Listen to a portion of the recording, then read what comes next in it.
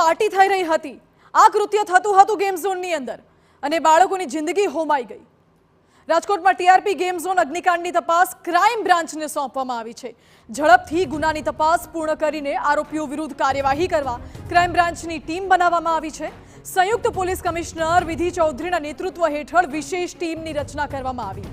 Zone 2 DCP Sudhir Desai અને DCP crime તપાસ ટીમના સભ્યો હશે અને અન્ય અનુભવી પોલીસ અધિકારીઓ પીઆઈ અને પીએસઆઈનો પણ ટીમમાં સમાવેશ કરવામાં આવ્યો છે।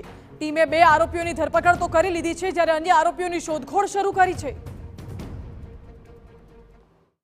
આ ગુનાની તપાસ ક્રાઇમ બ્રાન્ચને સોંપવામાં આવી છે અને જોઈન્ટ એડિશનલ સીપી સુશ્રી વિધિ ચૌધરી ની હેઠળમાં એક સ્પેશિયલ ઇન્વેસ્ટિગેશન ટીમની રચના કરવામાં આવી છે જેને અંદર ડીસીપી ઝોન 2 સુધીર દેસાઈ એવં ડીસીપી ક્રાઇમ બ્રાન્ચ એના બીજા સભ્યો હશે।